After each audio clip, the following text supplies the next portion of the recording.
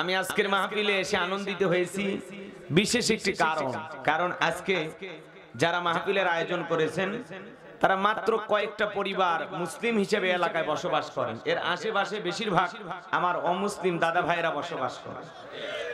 আমি আনন্দিত হয়েছি এই জন্য যে অমুসলিম ভাইয়েরা আজকের মাহফিলে সহযোগিতা করেছেন, পাশে রয়েছেন এবং আমাকে রিসিভ করার জন্য শুধুমাত্র মুসলিম যুবকেরা যায় নাই, অমুসলিম যুবকেরাও মোটরসাইকেল দিয়ে রিসিভ করে আমাকে মাহফিলে নিয়ে এসেছেন। বলেন আল্লাহু আকবার।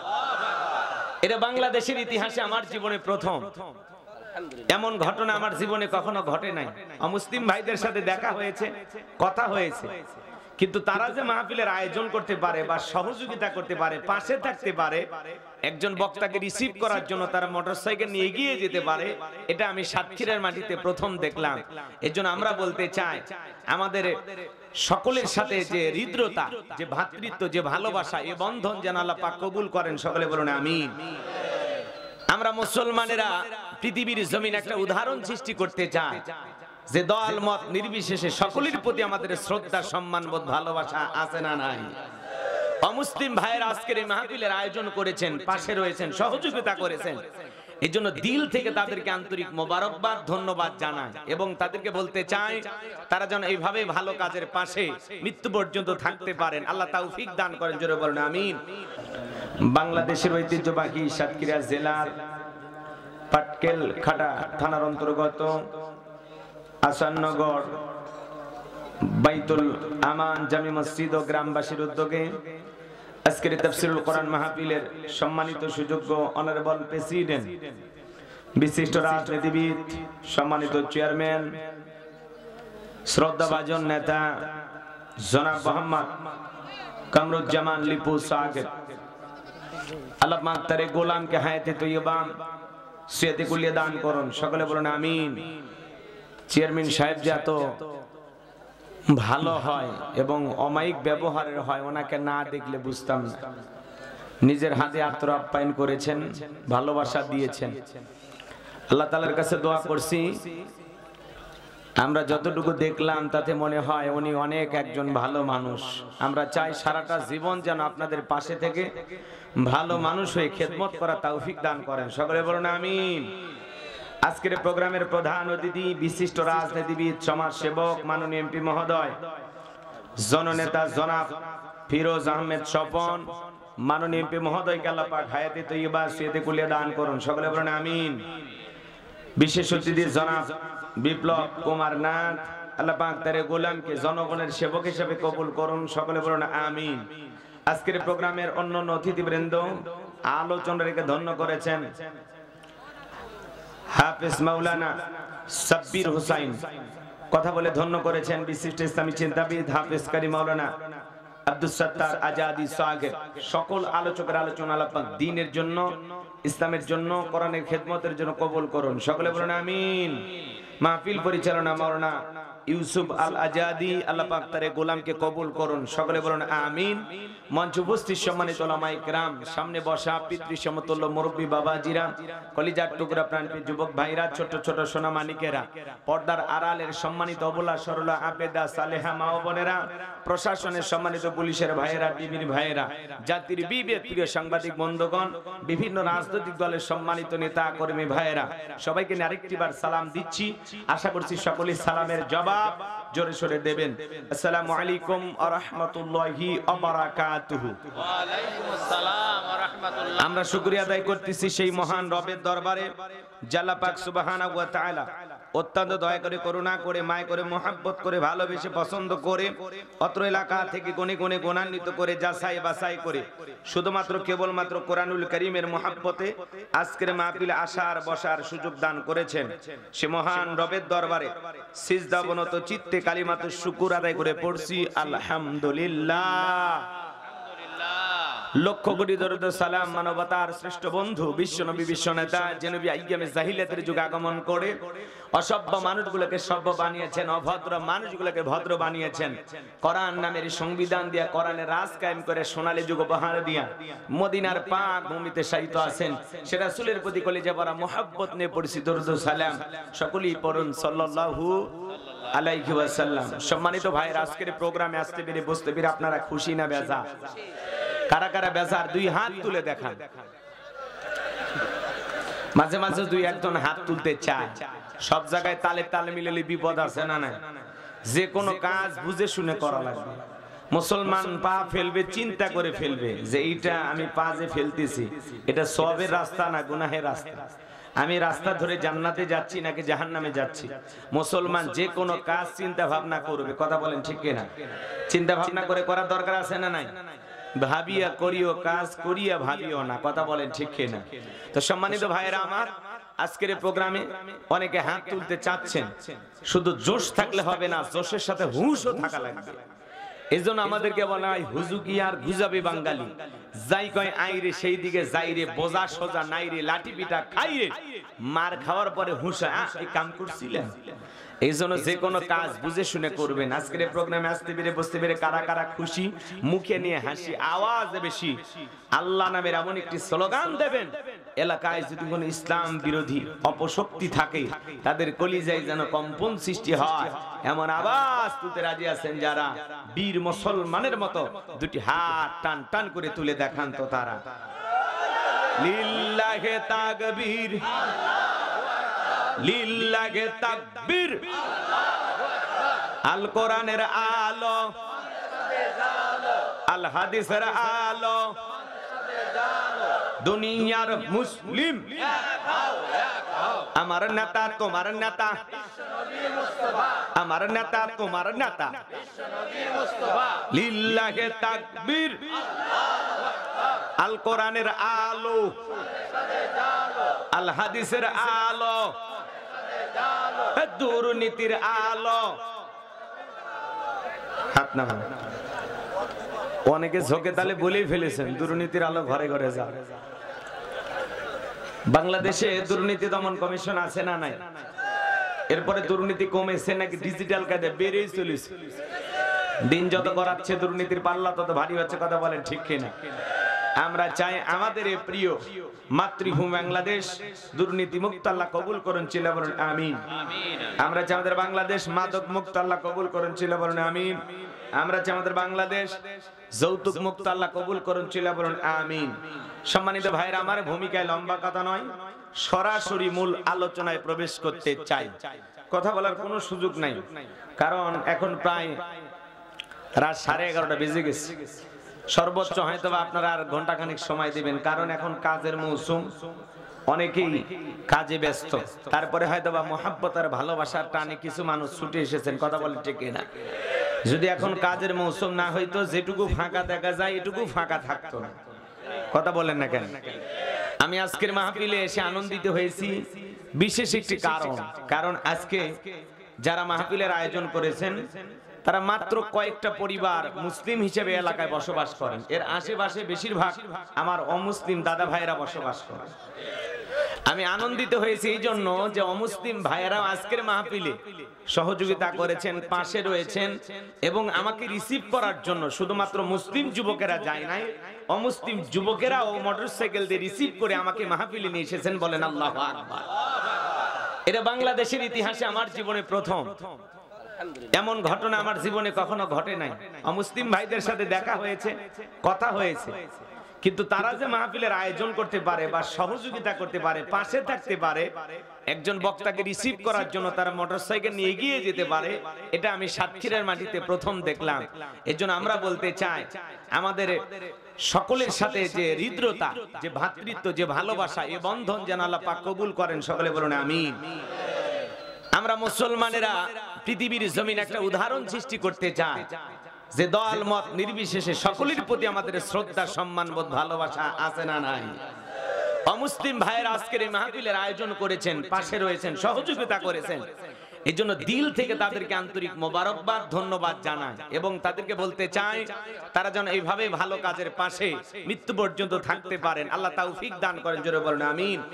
এবং আল্লাহ প্রত্যেকটা মুসলিম ভাইদেরকে যেন আল্লাহ হেদায়েতের রাস্তায় কবুল করেন। একটু জোরে বলেন আমিন। আর একটু জোরে বলেন আমিন।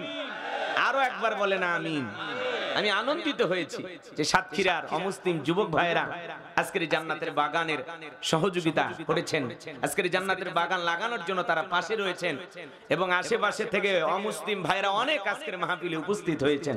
আলহামদুলিল্লাহ, তাদেরকে আমি আন্তরিকভাবে ওয়েলকাম জানাই, স্বাগতম জানাই, আমার হৃদয়ে নিংড়ানো ভালোবাসার শুভেচ্ছা তাদেরকে জানাই। আল্লাহ পাক যেন আমাদের ভালোবাসা কবুল করেন। একটু জোরে বলেন আমিন, আরো জোরে বলেন আমিন। আরো ভালোবাসা গভীর হবে তখন আল্লাহ যখন হেদায়েতের মালা পড়ায়া তাদেরকে দ্বীনের জন্য কবুল করবেন। কথা বলেন ঠিক কি না? কষ্ট হচ্ছে? কি হচ্ছে? এবং অমুসলিম যুবক ভাইরা কয়েকজন আমার সাথে সেলফি তুললেন, কাছে আসলেন। এই যে ভালো লাগা, বলেন তো বাজান, এটা কি টাকা দিয়ে পাওয়া যায়? আমরা কি জোর করে নিয়ে আসছি কাউকে? হ্যাঁ, কাউকে জোর করে রাখছি? তো এটা আপনাকে বোঝা লাগবে। মুসলমানেরা কখনো কাউকে জোর করে দ্বীনের জন্য ডাকে না, তাদের কাজ হলো উপদেশ দেওয়া। আল্লাহ তার রাসূলকে বলেছেন, ইন্নামা আনতা মুযাক্কির লাস্তা আলাইহিম বিমুসাইতির। আপনার কাজ হলো মানুষকে উপদেশ দেয়া। কাউকে লাঠি চার্জ করার দরকার নাই, জোর করার দরকার নাই, ধমক দিয়ে পিটাইয়া ইসলামের পথে আনার দরকার নাই। আপনার কাজ আপনি মানুষকে উপদেশ দেবেন। কথা বলেন ঠিক কিনা? এজন্য আমি চমৎকার একটা বিষয় আপনাদের সামনে উপস্থাপন করার চেষ্টা করব। আল্লাহ যেন তার এই গোলামকে তৌফিক দান করেন। সকলে বলুন আমিন। মুসলিম হিসাবে আমাদের ব্যবহার কেমন হওয়া উচিত? ইসলামিক নেতা যারা হবে, দ্বীনের দায়ী যারা হবে, তাদের ব্যবহার কেমন হওয়া উচিত? এবং যারা মুসলমানের নেতৃত্ব দেবে, আদর্শ নেতা, ইসলামিক নেতা, তাদের চরিত্র, তাদের গুণাবলী কেমন হওয়া দরকার, এই বিষয়গুলো নিয়ে আজকে আমি একটু আপনাদের সামনে আলোচনা করব ইনশাআল্লাহ। আমিন। কষ্ট হবে আপনাদের? সংক্ষিপ্ত আমি ঘন্টাখানেক কথা বলবো। এখন 11:30 বাজে, 12:30 পর্যন্ত ধৈর্য নিয়ে কারা কারা থাকবেন না তারা হাত তোলেন। আপনি থাকবেন না? শোনেন, 1টা 2টা 3টা পরে আমার কোনো আপত্তি নাই, লম্বা সময় আলোচনা করতে আমার কোনো আপত্তি নাই। আমার টেনশন হলো আপনাদেরকে নিয়ে, কারণ কাল সকালে মাঠে আবার কাজ করতে হবে, বিভিন্ন জায়গায় পরিশ্রম করতে হবে। কেউ দোকানদারি করবেন, কেউ চাকরিতে যাবেন, তাই না?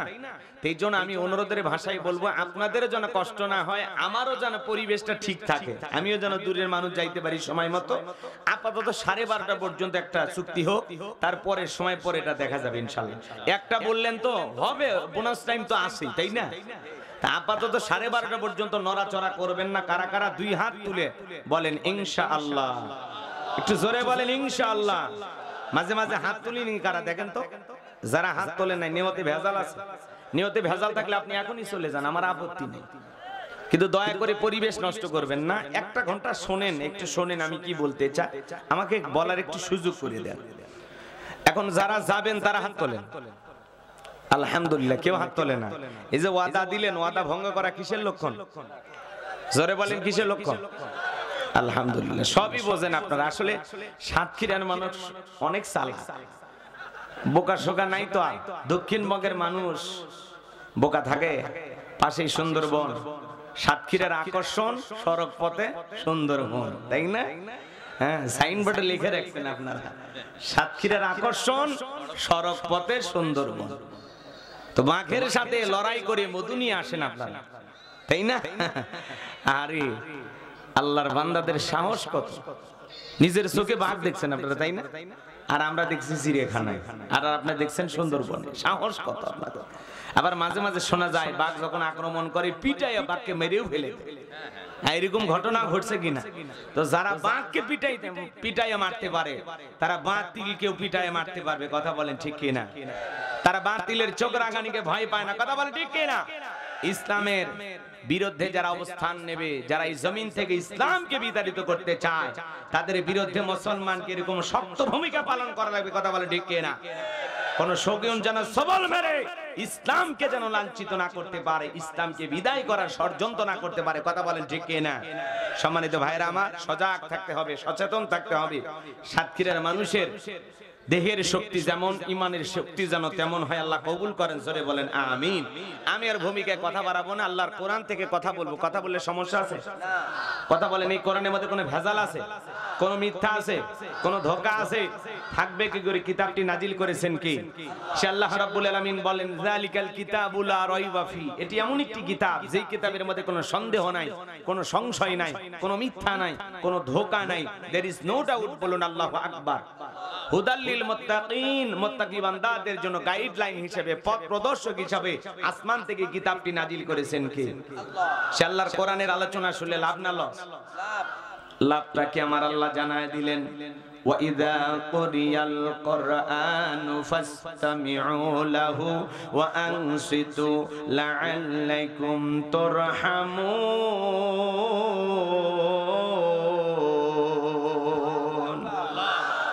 সূরা আরাফ আয়াত নাম্বার 204 আমার আল্লাহ রাব্বুল আলামিন জানায় দিলেন, তোমাদের সামনে যখন কোরআন পাঠ করা হয়, কোরআনের আলোচনা করা হয়, চুপ করে কান লাগিয়ে মনোযোগ সহকারে কোরআনের কথাগুলো শ্রবণ করো। যারা চুপচাপ কোরআনুল কারীমের কথাগুলো শ্রবণ করবে, আমার আল্লাহ রাব্বুল আলামিন আসমান থেকে তাদের উপরে আল্লাহর রহমত বৃষ্টির মতো নাজিল করবেন। বলুন সুবহানাল্লাহ। এই জায়গা আল্লাহর রহমত নাজিল হইতেছে, এই বিশ্বাস আপনার আমার আছে না নাই? এটা জান্নাতের বাগান, এতে কোনো সন্দেহ আছে? তাহলে কোরআনের কথাগুলো শুনলে লাভ না ক্ষতি? আল্লাহ বলেন ওয়াদাক্কির ফাইন্নায যিকরা তানফাউল মুমিনিন, সূরা জারিয়ার 55 নম্বর আয়াত। আল্লাহ ডেকে বলেন, যারা আমার মুমিন বান্দা, তাদের সামনে যখন কোরআন দেওয়াজ করা হয়, কোরআন থেকে উপদেশ দেওয়া হয়, এই কথাগুলো শোনার পরে আমার মুমিন বান্দাদের উপকারে আসবে। বলুন সুবহানাল্লাহ। তাহলে আল্লাহর কোরআন থেকে কথা বলবো, রাজি আছেন তো ইনশাআল্লাহ? আমি কথা বলবো পবিত্র কোরআনুল কারীমের 33 নম্বর সূরা। সূরাটির নাম হলো আহজাব। বলেন কি নাম? সূরা আহজাব। আহজাব মানে কি জানেন? জোট, একতাবদ্ধ হওয়া, সবাই মিলে এক প্ল্যাটফর্মে আসা লাগবে। কথা কি বুঝতে পারছেন? হ্যাঁ, যে কোনো কাজ ঐক্যবদ্ধ না হওয়া পর্যন্ত সফল করা সম্ভব নয়। ছিন্ন বিচ্ছিন্ন হলে হবে না, কাদা ছোড়াছুরি করলে হবে না। কথা বলেন না কেন? কাদা ছোড়াছুরি আমাদের সমাজে আছে না? আপনারা জানেন বাংলাদেশের একজন প্রখ্যাত ইসলামিক স্কলার, দ্বীনের দায়ী এবং উম্মতের দরদি একজন আলেম, নাম হলো শাইখ আহমদুল্লাহ। নাম শোনেন নাই? তো শাইখ আহমদুল্লাহ হুজুর, তিনি আপনারা জানেন বাংলাদেশের অসংখ্য অসহায় দরিদ্র মানুষের মাঝে রিকশা বিতরণ করেছেন। আস-সুন্নাহ ফাউন্ডেশনের সম্মানিত চেয়ারম্যান। তো এই প্রিয় মানুষটি চমৎকার কাজ করে যাচ্ছেন। তখন দেখা যায় বন্যা আসে। এই বন্যার সময় তিনি দুর্যোগপূর্ণ এলাকায় অসহায় বন্যা কবলিত মানুষের পাশে দাঁড়ানোর জন্য বস্তাকে বস্তা খাবার নিয়ে হাজির হয়। কথা বলে ঠিক কিনা? তার আস-সুন্নাহ ফাউন্ডেশনের মানুষ সহযোগিতা করে। সেখান থেকে তিনি অর্থগুলো শুধু এ দেশে নয়, দেশের বাইরেও যখন অবস্থা এরকম হয়, কোথাও মুসলমান ভাইয়েরা মানুষেরা বিপদে থাকে, তখন দেশের বাইরেও তিনি খাদ্য পাঠান। ফিলিস্তিনি মুসলমানদের জন্য পাঠিয়েছেন। কথা বলেন ঠিক কিনা? তো এ দেশে প্রায় 3 লক্ষেরও বেশি গাছ তিনি রোপণ করেছেন। লেবু, পেয়ারা, আম, বিভিন্ন ধরনের গাছ তিনি বাংলাদেশের অসংখ্য মানুষকে দিয়েছেন। কথা বলেন ঠিক কিনা? আজকে সেই শাইখ আহমদুল্লাহ হুজুরকে নিয়ে আমাদের বাংলাদেশের আরেকজন আলোচক আছেন, নাম হলো মুফতি গিয়াসউদ্দিন তাহিরি। তিনি কয়েকদিন আগে বক্তৃতা দিতে গিয়ে তাকে নিয়ে এত বাজে মন্তব্য করেছেন, কথা বলতে বলতে এক সময় বলেছেন তাকে জুতা দিয়ে পিটানো উচিত। জোরে বলে নাউজুবিল্লাহ। শাইখ আহমদুল্লাহ হুজুরের নাম নিয়ে বলেছেন শাইখ আহমদুল্লাহকে জুতা পিটা করা উচিত। জোরে বলে নাউজুবিল্লাহ। শুধু তাই নয়, কথা বলতে বলতে এক পর্যায়ে তিনি বলতেছেন শাইখ আহমদুল্লাহ একজন শয়তান। একটু জোরে বলেন নাউজুবিল্লাহ। তো শাইখ আহমদুল্লাহ হুজুরকে নিয়ে এই ধরনের বাজে মন্তব্য কোনো আলেম করতে পারে না। কথা বলেন ঠিক কিনা? এই যে আলেমদের ভিতরে কাদা ছোড়াছুরি, একজন আলেম হয়ে আর একজন আলেমকে সম্মান করে কিভাবে কথা বলে? হ্যাঁ, আজকে আপনি কি ভুলে গেছেন আপনাকে নিয়ে টল করা হয়, আমার মতো হুজুরকে নিয়ে টল করা হয়। আপনার গান ডিজে পার্টি, যুবকেরা গান বাজায়, মুর্শিদ ও ও ও, হ্যাঁ, এই যে আপনাকে নিয়ে ফান করা হচ্ছে, টল করা হচ্ছে, আজকে কি বলবেন? একজন আলেম আর একজন আলেমকে নিয়ে বাজে মন্তব্য করবে, এটা আমরা কখনো কামনা করি না। একজন আলেম যদি আরেকজন আলেমকে সম্মান না দেয়, ভাই সম্মান দিলে সম্মান পাওয়া যায়। আপনি কেন শাইখ আহমদুল্লাহ হুজুরের পিছনে লাগছেন? তার মতো কিছু ভালো কাজ কইরে দেখান। কথা বলেন না কেন? আপনি জিকির করেন, আলহামদুলিল্লাহ, ভালো, জিকির করতে তো বাধা নাই। এই যে আপনাকে নিয়ে যে টল করা হচ্ছে, আপনি কি ভুলে গেছেন হ্যাঁ, যুবকেরা ডিজে বাড়িতে, পিকনিকের পার্টিতে, বিয়ে বাড়িতে পর্যন্ত আপনার গান বাজে। কথা বললেন না কেন? হ্যাঁ বলবো না, হুজুর আপনিও বলেন। সম্মানিত ভাইয়েরা আমার, এই জন্য আপনাদের উদ্দেশ্যে বলতে চাই, শাইখ আহমদুল্লাহ হুজুর উম্মতের একজন দরদি আলেম, চমৎকার কথা বলেন, কারো বিরুদ্ধে বক্তব্য দেন না, কাদা ছুড়াছুরি করেন না, কাউকে কটাক্ষ করে কথা বলেন না, নরম স্বভাবের একজন আলেম শাইখ আহমদুল্লাহ হুজুর। তাকে নিয়ে মুফতি গিয়াসউদ্দিন তাহিরি সাহেব বাজে বাজে মন্তব্য করেছেন। শাইখ আহমদুল্লাহকে জুতা পিটার কথা মতো বলতে পারেন, শয়তান বলে গালি দিতে পারেন। একজন আলেমকে যে শয়তান বলে গালি দিতে পারে আমার ভাইয়েরা, আর যাই হোক তাকে আলেম বলতে আমাদের বিবেকে বাজে, কথা বলেন ঠিক কি না? একজন আলেম আর একজন আলেমকে এইভাবে ছোট করতে পারে না, মানুষের সামনে অসম্মান করে কথা বলতে পারে না, তাকে নিয়ে এরকম বিরূপ মন্তব্য করতে পারে না। এজন্য মুফতি তাহিরি সাহেবকে বলবো, ভাই বক্তব্য অনেক হয়েছে, কাদা ছুড়াছুড়ি অনেক হয়েছে, সব আলেমকে নিয়ে এভাবে কাদা ছুড়াছুড়ি করবেন না, আমাদের ভিতরে বিভেদ তৈরি করবেন না। আসুন সবাই ঐক্যবদ্ধ হই, এক প্ল্যাটফর্মে আসার চেষ্টা করি, সবাই মিলে সুন্দর কিছু জাতির মানুষকে উপহার দেওয়ার চেষ্টা করি। কেউ যদি কারো দোষ পায় সেটাকে গোপন রাখবো, এটা প্রকাশ্যে বলা যাবে না। যদি কোনো আলেমের ভুল আপনি ধরতে পারেন, তাকে গোপনে নিয়ে যা আলাদা এক জায়গায় বসে এটা সংশোধন করার চেষ্টা করেন। কথা বলেন ঠিক কি না? কিন্তু এইভাবে যে কাদা ছড়াছড়ি, ওপেন প্ল্যাটফর্মে এসে কথা বলা যে অমুক হুজুরকে জুতা পেটা করানো উচিত, অমুক হুজুর একজন শয়তান, একজন আলেম আর একজন আলেমকে কখনো শয়তান বলে গালি দিতে পারে না। কথা বলে ঠিক কি না? এজন্য তাহিরি সাহেবকে বলবো, অনুরোধের ভাষা, একটু ভাষাগুলো ঠিক রাখেন, সংযত ভাষায় কথা বলেন। আমাদের যত ভুল, আমাদেরকে নিয়ে মানুষ টল করে, আপনি আবার আরেকজন আলেমের পিছনে লাগছেন, এটা কেন? কথা বলেন না কেন? আপনার গানগুলো নিয়ে সমালোচনা করে, আমার মতো হুজুরকে নিয়ে সমালোচনা করে, এগুলোর চিন্তা ভাবনা করেন। অতীতের ভুলগুলো সেগুলোর থেকে সংশোধন হয়ে যান। তার কণ্ঠ চমৎকার, তার বক্তব্য ভালো, কিন্তু মাঝে মাঝে যে জিকির করে, লাফালাফি করে, এইটা নিয়ে মানুষ ধরে বসে আছে, মনে হয় হুজুর এরকমই করে। না, উনিও ভালো বক্তব্য দিতে জানে, একজন ভালো আলেমও বটে। কথা বলেন ঠিক না? এই জন্য আমরা বলতে চাই, আমরা একে অপরের কাদা ছড়াছড়ি করব না। কথা বলেন ঠিক না? আল্লাহ যেন তাহিরি সাহেবকে হেদায়েত দান করেন, দ্বীনের সঠিক বুঝ দান করেন। জোরে বলেন আমিন। আর শাইখ আহমদুল্লাহ হুজুরের সম্মান মর্যাদা আল্লাহ যেন বাড়িয়ে দেন। জোরে বলেন আমিন। যেভাবে সাধারণ মানুষের পাশে থেকে দ্বীনের জন্য, ইসলামের জন্য, মানুষের কল্যাণে ভালো কাজ করে যাচ্ছেন, আল্লাহ রাব্বুল আলামিন যেন শাইখ আহমদুল্লাহ হুজুরের আমৃত্যু এই খেদমতকে কবুল করেন। জোরে বলেন আমিন। দুনিয়া আখিরাতের উত্তম জাযা যেন আল্লাহ পাক তাকে দান করেন। জোরে বলেন আমিন। কোন হিংসে বিদ্বেষ করে, কোনো তার বিরুদ্ধে বাজে মন্তব্য কইরা, তার বিরুদ্ধে বক্তব্য দিয়ে কোনো লাভ হবে? কারণ শাইখ আহমদুল্লাহ হুজুরকে এদেশের কোটি কোটি মানুষ হৃদয় দিয়ে ভালোবাসে। কথা বলেন ঠিক কিনা? লিল্লাহি তাকবীর। আমার ভাইয়েরা, আলেম হয় আলেমকে কেমনে শয়তান বলে? একজন আলেম হয় আর একজন আলেমকে জুতা পিটা করতে চায়, এটা দুঃখজনক। কথা বলেন ঠিক কিনা? এমন ভাষা যেন আমরা কখনো ব্যবহার না করি। আল্লাহ যেন আমাদের হেদায়েতের পথে কবুল করেন। জোরে বলেন আমিন। তাহলে সূরার নাম কি বললাম? আহজাব। বলেন কি নাম? মোট আয়াত আছে 73টি, রুকু আছে 9টি। বিশ্বনবীর মদিনার জিন্দেগিতে এই সূরাটি নাজিল হয়েছেন। বলুন আল্লাহু আকবার। আমি আপনাদের সামনে 3টি আয়াত কারিমা তেলাওয়াত করেছি, 66, 67, 68। এই 3টি আয়াত কারিমা তেলাওয়াত করেছি। আল্লাহ রাব্বুল আলামিন যেন তার গোলামকে এই 3টি আয়াত কারিমাকে সামনে রেখে কিছু কথা আপনাদের সামনে বলার তৌফিক দান করেন। সকলে বলুন আমিন। আমার কোনো জ্ঞান নাই, জ্ঞান দানের মালিক কে? ক্বালু সুবহানাকা লা ইলমা লানা ইল্লা মা আল্লামতানা ইন্নাকা আনতাল আলিমুল হাকীম। বলুন সুবহানাল্লাহ। জ্ঞান দেওয়ার মালিক কে? আর একটু জোরে বলেন কে? আল্লাহর কাছে দয়া করুণা ভিক্ষাছে আমি আলোচনা শুরু করছি।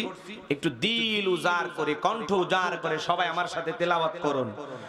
আউযু বিল্লাহি মিনাশ শাইতানির রাজীম। বিসমিল্লাহির রাহমানির রহিম। বিতাড়িত মুর্দা শয়তানের কাছ থেকে আল্লাহ পাকের কাছে আশ্রয় প্রার্থনা চাচ্ছি। পরম করুণাময় সিমদালু আল্লাহ তাআলার নামে শুরু করছি। আমরা যে কোনো কাজ শুরু করব কার নামে? আল্লাহর নামে কাজ শুরু করলে বরকত আছে না নাই? একটু কথা বললেন, আপনারা একটু আওয়াজ দিয়ে সহযোগিতা করেন। আমি করবো আওয়াজ, আপনারা দেবেন আওয়াজ, জবাব দেবেন ঠিক ঠিক, আলোচনা হবে কমপ্লিট। শ্রোতাদের স্পিরিটে বারে বক্তার হিট, আলোচনা হবে জায়গা মতো ফিট। কিছু আজ প্যান্ডেলে, কিছু আজ অ্যাঙ্গেলে, জ্ঞানী লোকের জন্য ইশারায় যথেষ্ট, কথা বলে ঠিক কিনা? এই জন্য মুসলমান কা পুরুষের জাত নয়, মুসলমান বীরের জাত, কথা বলে ঠিক কিনা? মুসলমান সেই জাতি বদরের প্রান্তরে 313 জন সাহাবীর নেতৃত্বে আল্লাহ রাব্বুল আলামিন মুসলমানদেরকে বিজয় দিয়েছিলেন, কথা বলেন ঠিক কিনা? এজন্য মনে রাখবেন, বিজয় আনার জন্য বেশি মানুষের প্রয়োজন হয় না। বদরের প্রান্তরে 313 জন সাহাবায়ে কিরামদের ঈমান আমলের শক্তির বিনিময়ে আল্লাহ রাব্বুল আলামিন যেমন মুসলমানদেরকে বিজয় দিয়েছিলেন, আজ যদি বদরের সাহাবীদের মতো ঈমান আমল মজবুত করতে পারি, আজও পৃথিবীর জমিনে মুসলমানেরা মার খাবে না, আজও মুসলমানদেরকে বিজয় আল্লাহ পাক দান করবেন, কথা বলেন ঠিক কিনা? সেই বদরের সাহাবীদের মতো ঈমান আমল মজবুত করতে কারা কারা রাজি? দুই হাত তুলে আল্লাহকে দেখান। লিল্লাহি তাকবীর।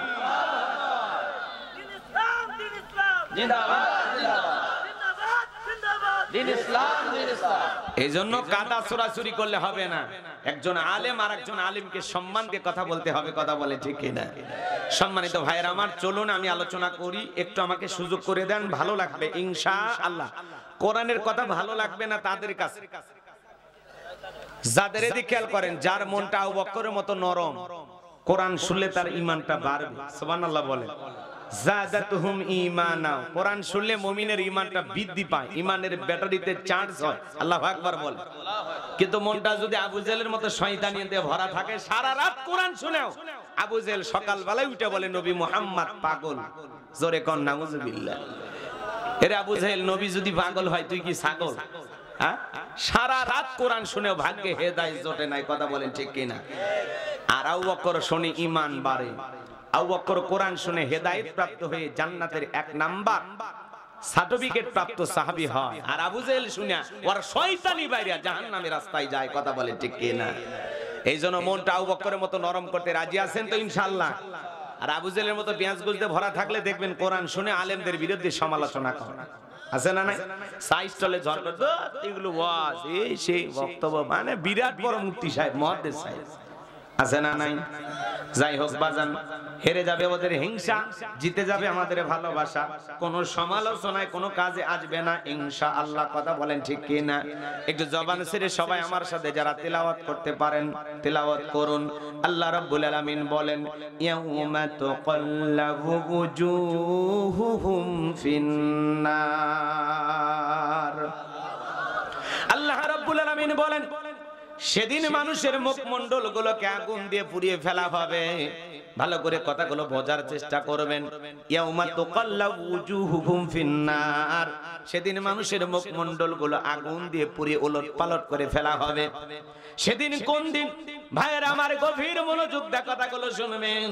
যারা জাহান্নামের ভিতরে যাবে তাদের কথা আল্লাহ রাব্বুল আলামিন বলতেছেন, ইয়াউমা তুকাল্লাবু ওয়ুজুহুহুম ফিন্নার, সেদিন জাহান্নামের আগুন দিয়ে মানুষের চেহারাগুলোকে উলটপালট করে পুড়িয়ে ফেলা হবে।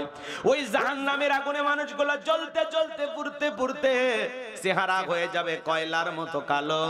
ওই জাহান্নাম বড় কঠিন জায়গা। ইন্নাহা সাআত মুস্তাকাররাও ওয়া মুকামা।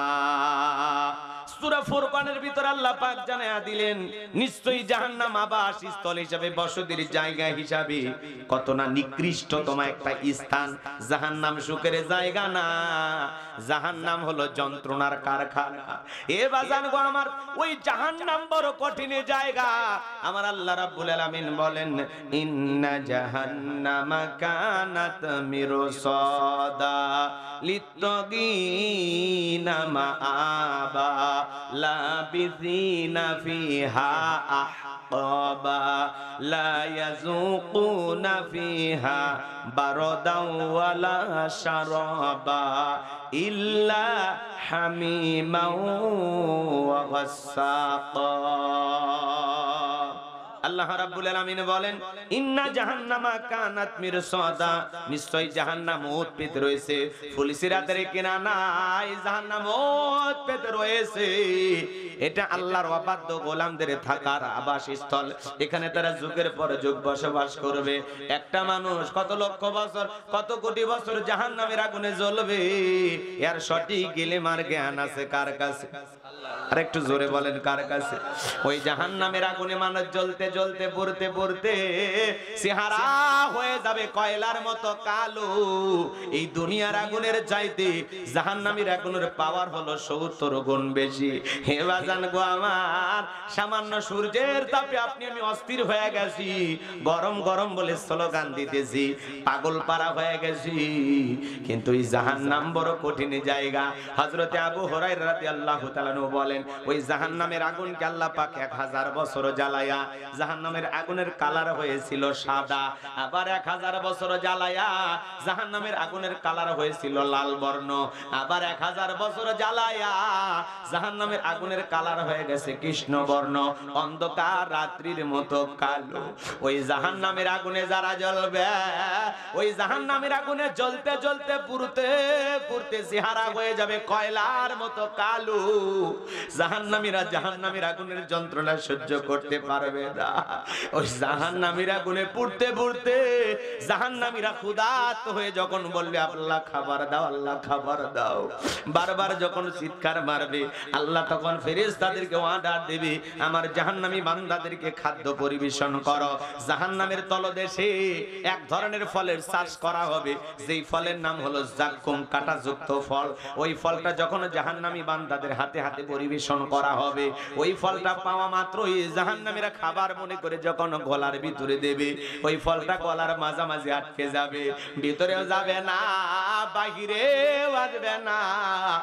জাহান্নামীরা তখন চিৎকার মেরে কান্নাকাটি করবে, আমার আল্লাহ জাহান্নামী বান্দাকে এই ফল খাইতে দিয়েছে ক্ষুধা মেটানোর জন্য না, জাহান্নামী বান্দার শাস্তি আরো বেশি বাড়ানোর জন্য।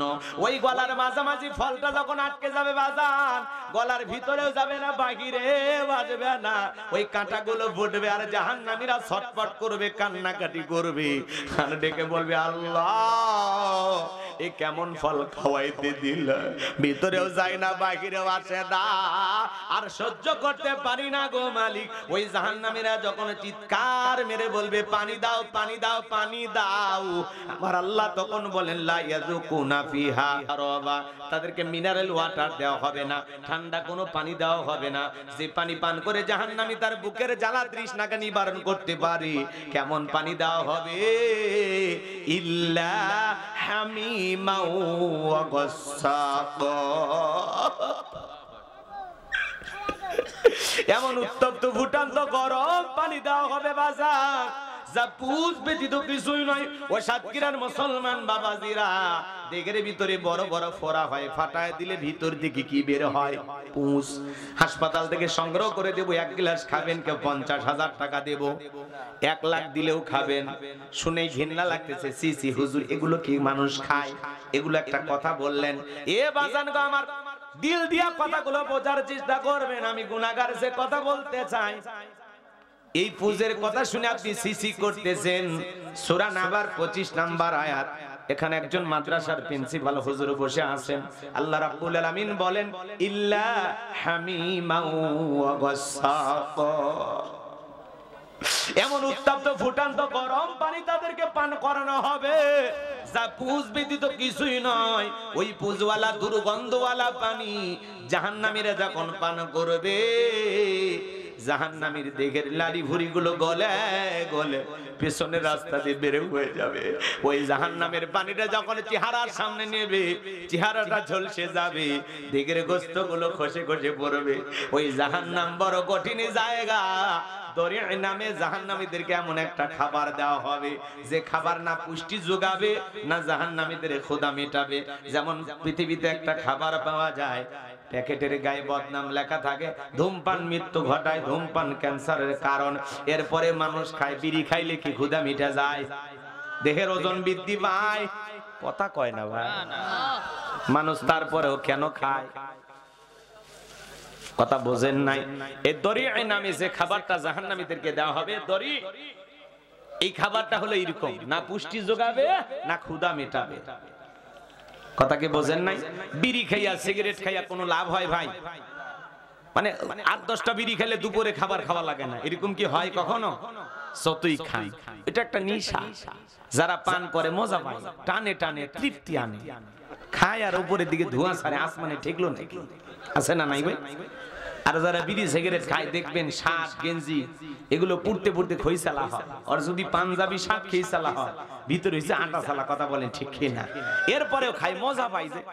আবার কেউ কয় হুজুর খান নাই তো, খাইলে টেনশন মুক্ত। আমি বলি আমি তো অনেক টেনশনে থাকি মাঝে মাঝে, তো একটু খায়া দেখবো নাকি? কয় হুজুর খায়া দেখেন। আছে না এরকম? তা আমার ভাইয়েরা, আমি আপনাদের উদ্দেশ্যে বলতে চাই, জাহান্নামীদের কিভাবে শাস্তি দেওয়া হবে, কত ধরনের শাস্তি দেওয়া হবে, যদি আমি আলোচনা করি 2-3 দিন আলোচনা করে শেষ করা যাবে না। বলেন তো বাজান, জাহান্নামের শাস্তি ঘটেছে না ঘটবে? আল্লাহ সতর্ক করে দিলেন, সাবধান করে দিলেন, অ্যাডভান্স আল্লাহ তাআলা অগ্রিম বার্তা দিয়ে দিলেন, বান্দা সাবধান, সতর্ক হও, সাবধান হও, ওই জাহান্নামের আগুন থেকে নিজেকে বাঁচাও, ওই জাহান্নামের রাস্তা থেকে ফিরে আসো, এখনো সময় আছে। আমি আল্লাহর গোলামিতে লিপ্ত হয়ে যাও, গোলামির মাধ্যমে নিজেকে পরিবর্তন করো, আমি রবের গোলামি করে জিন্দেগিটা কাটায় দাও। কথা বলেন ঠিক কি না? ওলামায়ে কেরাম জাহান্নামের কথা বলে, কবরের আযাবের কথা বলে, মিজান ফুলসিরাতের কথা বলে, আমাদের মাথার ভিতরে এই কথাগুলো ঢোকে না। যত কথাই বলি কোনো কাজে আসে না। কাজে আসবে কখন জানেন? কবরে গেলে টের পাবেন, তখন আলেমদের কথা প্রত্যেক দিন মনে হবে। কথা কয় না? হুজুরি কইছিল নামাজ পড়ো, পড়ি নাই। হুজুরি বলেছিল আল্লাহর জিকির করো, করি নাই। হুজুর বলেছিল ইসলামী আন্দোলন করো, করি নাই। হুজুর বলেছিল কোরআন সুন্নাহ দিয়ে জীবন সাজাও, সাজাই নাই। হুজুর বলেছিল রাসূলের আদর্শ মানো, মানি নাই। কথা বলেন না কেন? আমি একটা উদাহরণ দেই, আপনারা বিরক্ত হবেন না তো? কষ্ট পাবেন না? আচ্ছা, মাছ মারার জন্য আপনারা পুকুরে কি ফেলেন? জাল। জাল না ভাই, একটা বাঁশের লম্বা কঞ্চিতে ঝুলায় না ছিপ, বড়শি। এই তো বুঝছেন? আচ্ছা ঠিক আছে, বড়শি। এই যে যেটাতে খাদ্য থাকে ওইটার নাম কি?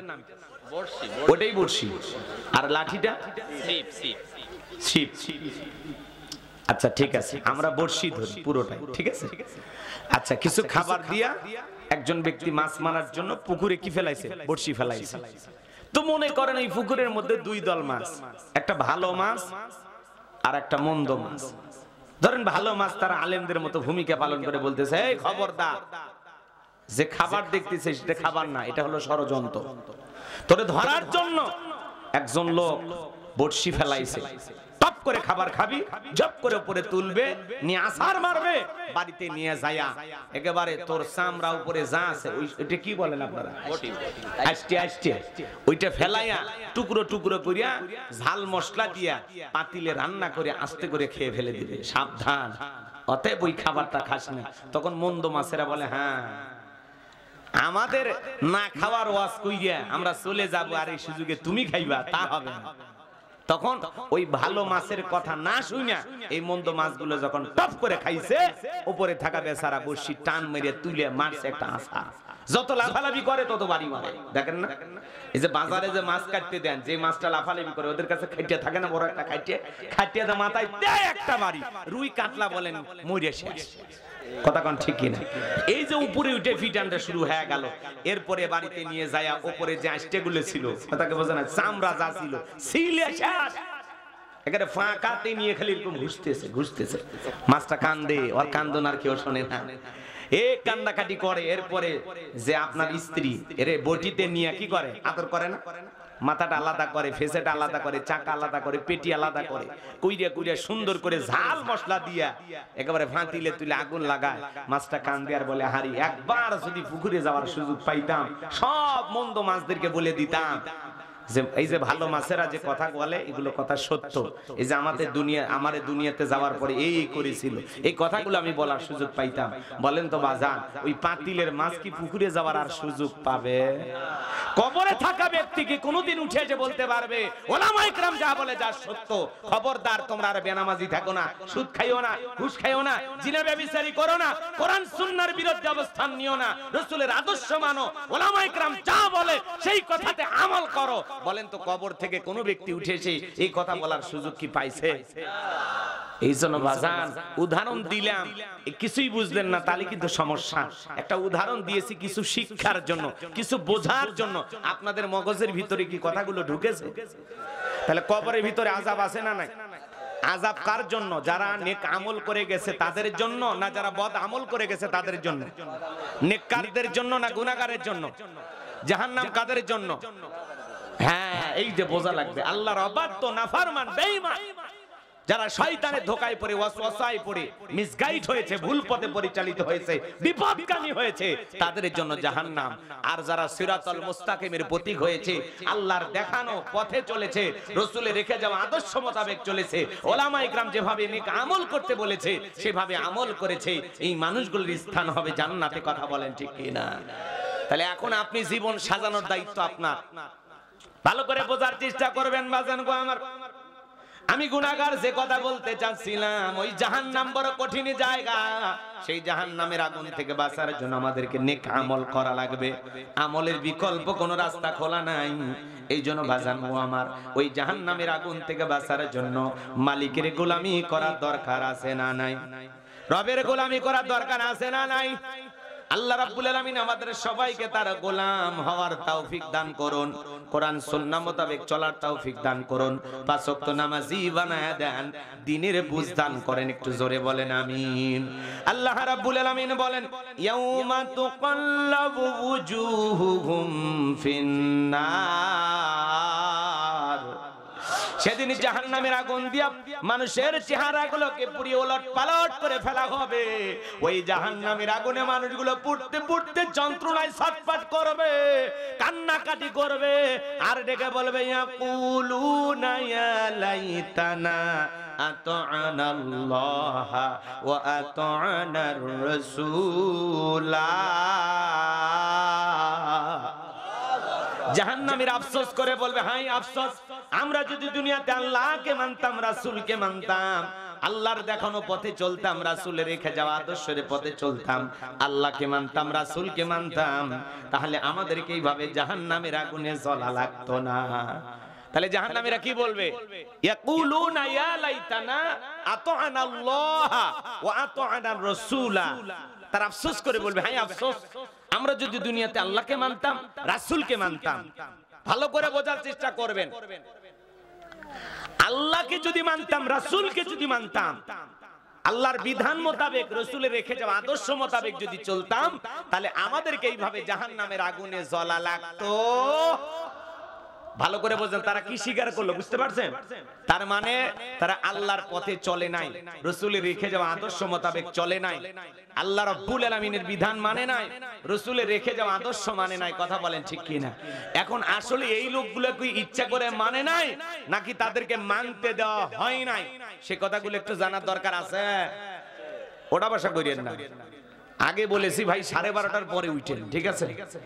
এখন চলেন পরের আয়াতে আল্লাহ তাআলা সেই কথা বলতেছেন।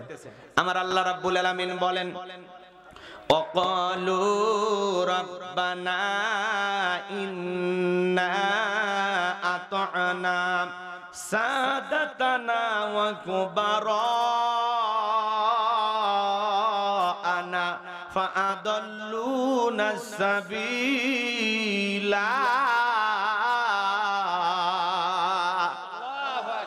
সেদিন তারা ডেকে বলবে, হে আমাদের রব, আমরা দুনিয়াতে নেতাদের কথা মানতাম, বড়দের কথা মানতাম, ওরা আমাদেরকে পথভ্রষ্ট করেছে, গোমরাহি বানায়া জাহান্নামে নিয়ে এসেছে।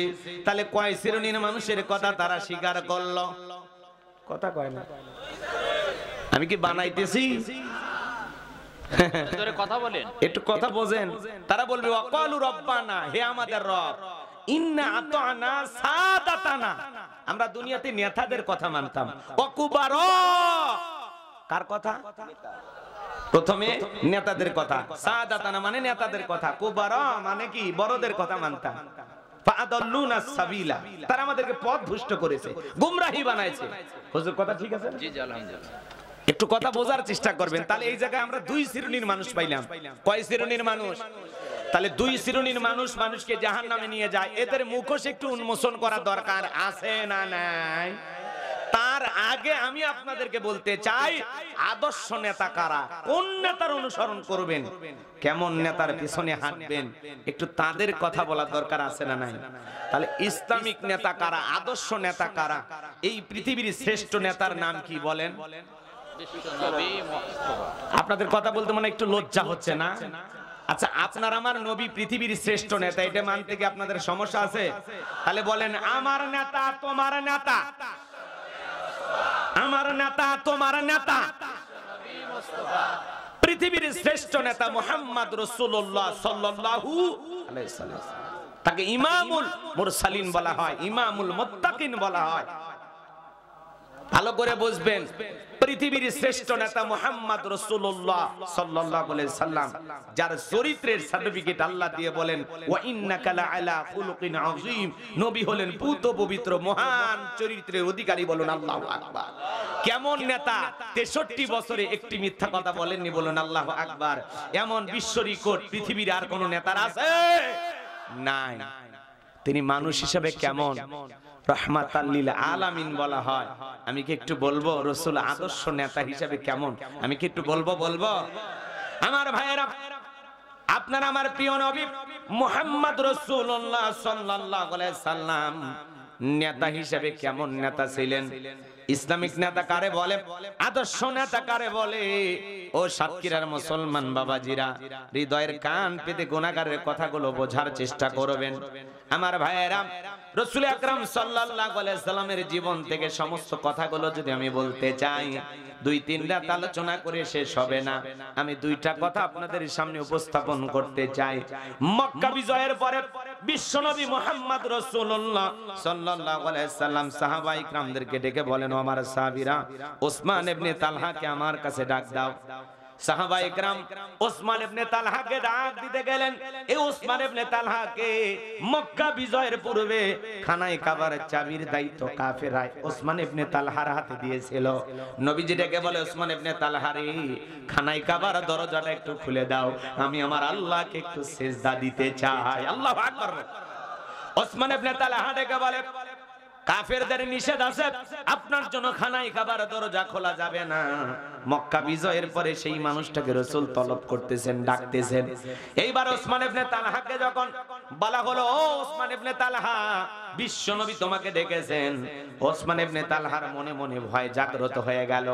মক্কার পাওয়ার ক্ষমতা রাসূলের হাতে, মক্কা বিজয় লাভ করেছেন বিশ্বনবী। আরে মক্কায় থাকা অবস্থায় নবীজিকে আমি খানায় কাবার দরজা খুলে দেই নাই, আজকে মক্কার পাওয়ার পরে ক্ষমতা পাওয়ার পরে রাসূল বুঝি সেই প্রতিশোধ নেওয়ার জন্য আমাকে ডাক দিয়েছেন। ভয়ে ভয়ে রাসূলের সামনে উপস্থিত হয়ে গেলেন। আমার নবী ডেকে বলে, ওসমান ইবনে তালহা, এই দিকে আসো, আমার কাছে আসো। খানায় কাবার চাবির দায়িত্ব কাফেররা তোমার কাছে দিয়েছিল, মক্কা বিজয়ের পরে এই খানায় কাবার চাবির দায়িত্ব আমি নবী তোমাকে দিলাম। বলুন আল্লাহু আকবার। নবীর চাচা ইবনে আব্বাস রাদিয়াল্লাহু তাআলা আনহু তিনি ভেবেছিলেন ভাতিজা বদি খানায় কাবার চাবির দায়িত্ব আমাকে দিবেন, কিন্তু তাকে না দিয়ে ওসমান ইবনে তালহার হাতে যখন খানায় কাবার চাবি দেওয়া হলো, ওসমান ইবনে তালহা চোখের পানি ছেড়ে দিয়ে কেঁদে বলে, নবী, আমি মনে করেছিলাম মক্কায় যখন ও নবী আপনি ছিলেন, কাফের আমাকে চাবির দায়িত্ব দিয়েছিল, আপনার জন্য খানায় কাবার দরজা খুলে দেই নাই। আজকে মক্কা বিজয়ের পরে আপনি হয়তোবা সেই প্রতিশোধ গ্রহণ করবেন, কিন্তু প্রতিশোধ গ্রহণ না করে কাফেরাও চাবির দায়িত্ব আমাকে দিয়েছিল, আপনিও খানায় কাবার চাবির দায়িত্ব আমাকে দিলেন। নবী গো, ও নবী, যেই ধর্মের নেতার ব্যবহার এত সুন্দর, আমি আর অমুসলিম থাকতে চাই না, আমি কালেমা পড়ে মুসলমান হতে চাই। নবীজির উত্তম ব্যবহারে, নবীজির আদর্শ দেখা মুগ্ধ হয়ে মানুষ কালেমা পড়ে মুসলমান হয়েছেন। বলুন আল্লাহু আকবার। সুপার কোয়ালিটির মহামানব রাহমাতুল লিল আলামিন আপনার আমার প্রিয় পয়গম্বর মুহাম্মদ রাসূলুল্লাহ সাল্লাল্লাহু আলাইহি ওয়াসাল্লাম। বলুন আল্লাহু আকবার। আমার ভাইয়ের একজন ইহুদি মসজিদে দাঁড়িয়ে পেশাব করতেছেন। বিশ্বনবীর সাহাবী হযরত ওমর ফারুক ডেকে বলে, নবী ওর এত বড় সাহস মসজিদে এসে পেশাব করে, একবার শুধু অনুমতি দেন গো নবী, এক কবে দেহ থেকে কাল্লাটা ফেলায় দিব, জীবনে আর কোনোদিন পেশাব লাগবে না। আমার নবী বলে, ওমর এত রাগ কেন করেছো? তরবারি খাপের ভিতরে ঢোকা, আমি নবী তো উপস্থিত আছি। বলেন আল্লাহু আকবার। পৃথিবীর পয়গম্বর অনেক এসেছেন, কিন্তু আপনার আমার নবী দেখেন কতটা দার্শনিক ছিলেন, কত বড় ডাক্তার ছিলেন। আজকে ডাক্তারি গবেষণায় বলা হচ্ছে, মানুষ যখন পেশাব পায়খানা করে ওই সময় যদি কেউ ধমক দেয় আর এটা যদি ভিতরে আটকে যায়, তাহলে বড় বড় দুর্ঘটনা, মানে দেহের ভিতরে এই কারণে দেহের ভিতরে বড় বড় রোগ হওয়ার সম্ভাবনা থাকে। মানুষ আতঙ্কিত হতে পারে, ভয়ে পাগল পারা হয়ে যেতে পারে। আর আমরা দেখি যখন পাবলিক টয়লেট গুলো ব্যবহার করি, হ্যাঁ, পাবলিক বাথরুম গুলোতে যাই, এমন ধাক্কা ধাক্কায় মানে দরজা খুলে ও ভিতরে আগে যেতে চায়। এরকম করা যাবে না ভাই। যেখানে মসজিদে যান বা বিভিন্ন এলাকায় যান, বাইরে থেকে আপনি সিগন্যাল দিবেন, মিস কল দিবেন, জুতা দিয়ে একটু বাড়ি বাড়ি করবেন, যাতে ভিতরে যে আছে আওয়াজ শুনতে পায় যে বাহিরে একজন অপেক্ষায় আছে, আমার তাড়াতাড়ি কাজগুলো শেষ করা দরকার। কথা বুঝেন না? কিন্তু এই ধাক্কা ধাক্কি করবেন না। আল্লাহ যেন আমাদের সঠিক বুঝ দান করেন। একটু জোরে বলেন আমিন। সব জায়গায় আদব আছে না নাই? জোরে বলেন ভাই, আদব আছে না নাই?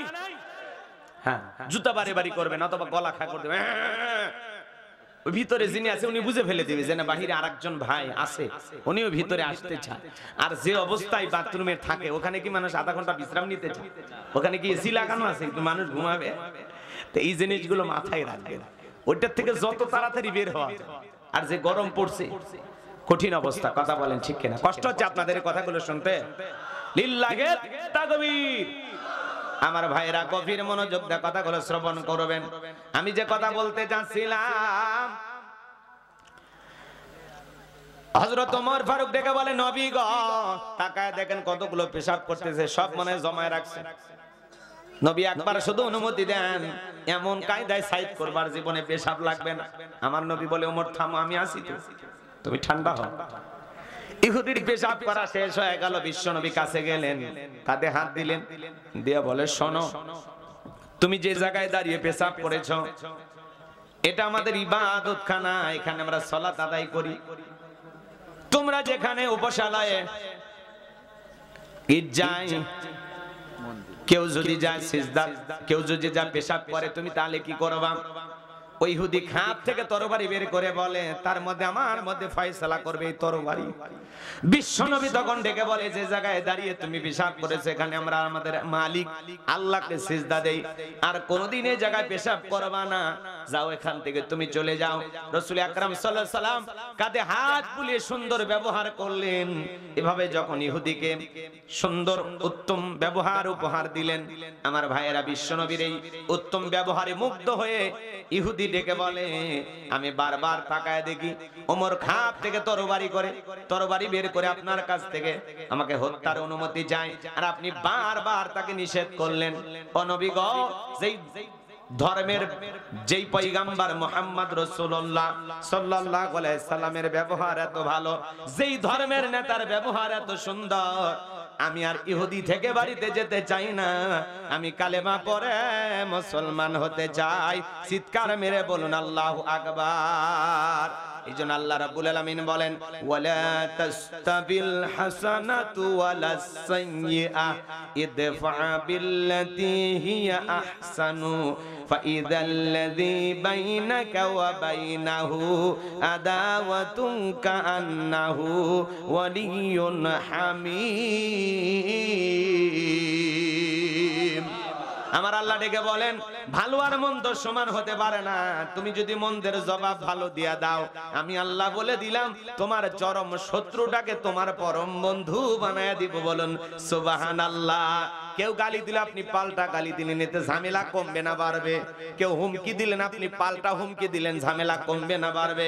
কেউ বলে তোরে খায় ফেলে, আমি ছায়া থাকবো, তোরে ঘুষি মারবো, আমি না পাঠাবো, দেখে নেবো দেখে নেবো, এই যে ঝামেলা কমবে না বাড়বে? কেউ যদি আপনাকে ঝামেলায় ফেলাইতে চায়, গালি দিতে চায়, বাজে ব্যবহার করে, আপনি সালাম দিয়ে বলেন, আসসালামু আলাইকুম ভাই, আমি আপনার ঝামেলায় নাই। আপনি আমারে গালি দিতে পারলেও আমি আপনাকে গালি দিতে পারবো না, কারণ এত ছোট মন মানসিকতা আমার না। কথা বলেন না কেন? কেউ ঝামেলায় ফেলতে চাইলেও আপনি সেই ঝামেলা থেকে এড়িয়ে চলবেন, সেখান থেকে ফিরে আসবেন। কেউ দেবে গালি, আপনি দেবেন কি? সালাম। কথা বলেন ঠিক কিনা? সালাম আছে যেখানে শান্তি আছে। তাহলে দেখেন, এদিক খেয়াল করেন, শুধু মানুষকে পিটাইলে হয় না, মানুষ উত্তম ব্যবহার দেখা, রাসূলের আদর্শ দেখে মানুষ দলে দলে কালেমা পড়ে মুসলমান হয়েছেন। কথা বলেন ঠিক কিনা? তাহলে পৃথিবীর শ্রেষ্ঠ নেতা মুহাম্মদ রাসূলুল্লাহ সাল্লাল্লাহু আলাইহি ওয়াসাল্লাম, যার আদর্শ দেখা, যার ব্যবহার দেখা, যার আখলাক দেখা মানুষ দলে দলে কালেমা পড়ে মুসলমান হয়েছেন। কথা বলেন ঠিক কিনা? আজকে মুসলমান সেই আখলাক, সেই চরিত্র ধারণ করতে পারে না, বিদায় আগের মতো মানুষ আর কালেমা পড়ে মুসলমান হচ্ছে। আমাদের ব্যবহারে মানুষ পাগল হয়ে ইসলাম ধর্ম গ্রহণ করবে, যে মুসলমানের ব্যবহার এত সুন্দর। কথা বলেন না কেন? কষ্ট পাচ্ছেন? তাহলে ইসলামের এদিক খেয়াল করেন।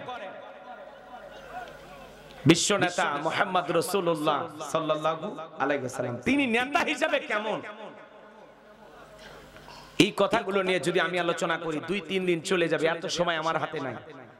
কথা সংক্ষিপ্ত করে বুঝাইতে হবে, কষ্ট হচ্ছে আপনাদের। এখন রাসূলের সাথে থেকে যারা নেতৃত্ব দিয়েছেন, রাসূলের পরবর্তীতে যারা নেতা হয়েছেন, তারা নেতা হিসেবে কেমন আমি কি একটু বলবো? বিশ্বনবীর ইন্তেকালের পরে ইসলামের 1 নাম্বার খলিফা হযরত আবু বকর সিদ্দিক রাদিয়াল্লাহু তাআলা আনহু, তিনি নেতা হিসেবে কেমন আমি কি বলবো? কষ্ট হচ্ছে আপনাদের? লিল্লাহি তাকবীর। আমার ভাইয়েরা, গভীর মনোযোগ দিয়ে কথাগুলো শুনবেন। আপনার আমার ব্যবহারে মানুষ কালেমা পড়ে মুসলমান হবে। আমাদের ব্যবহার ভালো হওয়ার দরকার আছে না নাই? হাজারো নির্যাতন জুলুম সহ্য করতে হবে, হাজারো নির্যাতন জুলুমের মোকাবেলা করতে হবে। মুসলমানেরা কখনো ভীত হবে না, মুসলমানেরা কখনো ভেঙে পড়বে না। মুসলমান দুর্বল হওয়ার জাতি না, পিছিয়ে যাওয়ার জাতি না। কথা বলেন ঠিক কিনা?